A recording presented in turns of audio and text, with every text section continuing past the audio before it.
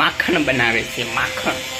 જો માખણ તો મીઠું અને મરચું બે નાખી દીધું. હવે જો આ લોટને એમાં તો જો હવે રેડી તો થઈ ગયું છે.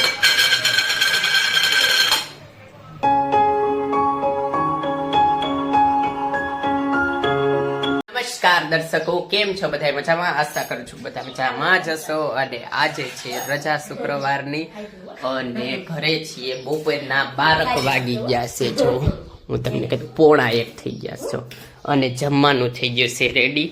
તો આ જો વેફર અને દાળ ભાત અને કેરી, અત્યારના કેરી સિઝન છે એટલે, અને શાક કેનું હતું? કેરીયું, રીંગણા બટેકાનું શાક છે આમાં, રીંગણા બટેકાનું શાક આખા, અને રોટલી અને છાસઈ છે, છાસ નથી થાય. અને અહીંયા જો બ્લોગ ચાલુ છે, એક ફોનમાં નીતિનભાઈને ફોન કરે છે, તેમાં બ્લોગ જોઈશ બધાય.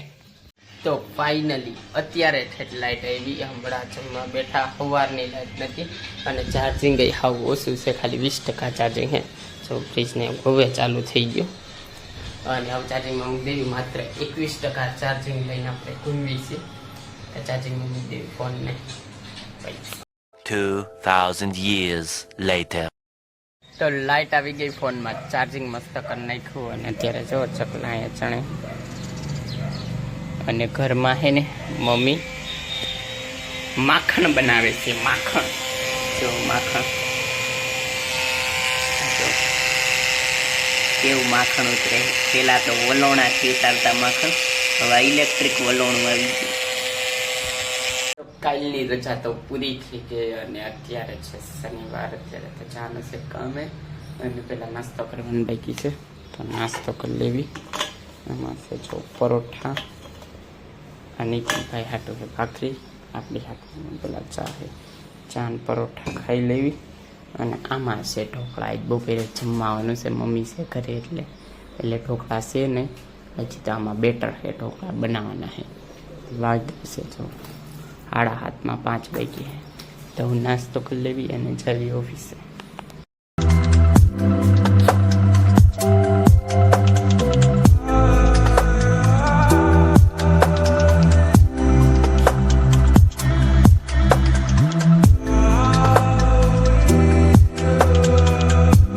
તો અત્યારે તો કારખાનેથી આવતા રહીએ છીએ, થોડાક છીએ વહેલા.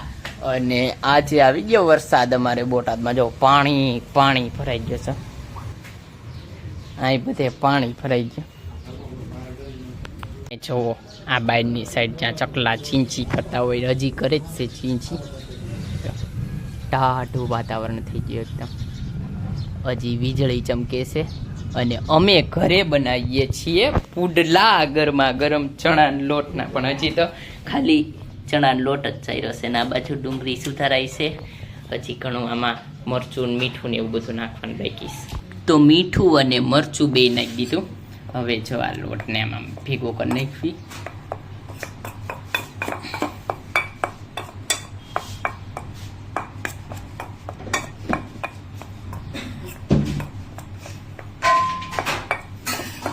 અને થોડીક હળદર નાખી દીધી છે એટલે પીળા પીળા કુડલા થાય.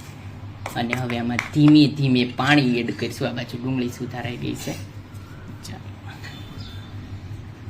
એક આમટું પાણી એડ નહીં કરવાનું, એટલે છે ને ગાંઠા ન રહી જાય.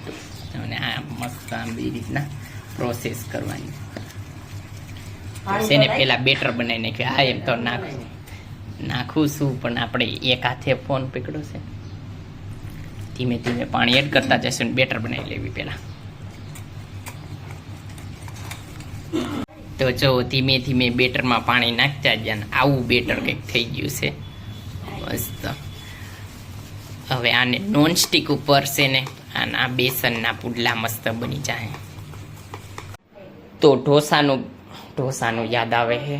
પુડલાનું બેટર તો થઈ ગયું છે રેડી. અને આ જો નોનસ્ટિક અને ગરમ કરી નાખવી.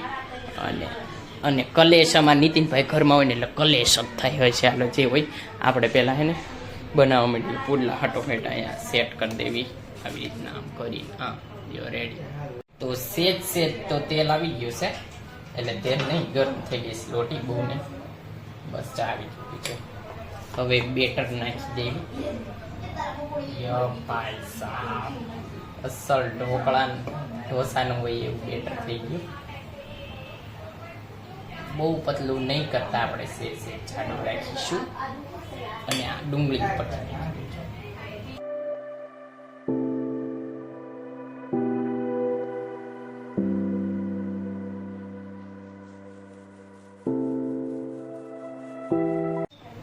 જો હવે રેડી તો થઈ ગયું છે. કોર છે.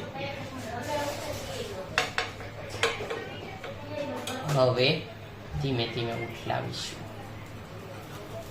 કારીગર તો હું શું હો ભાઈ. ચાલો રેડી થઈ ગયા. હવે આમ કરી અને હળવી સાથે વાહ વાહ.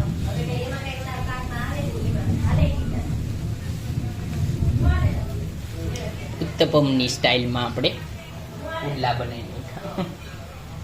ઉત્તપમમાં કેમ ઉપરથી ગાર્નિશ કરી, આપણે ડુંગળીથી ગાર્નિશ કરી નાખ્યા. હવે રેડી કરી નાખવી આમ વારાપતિ વાળા, પછી મળીએ.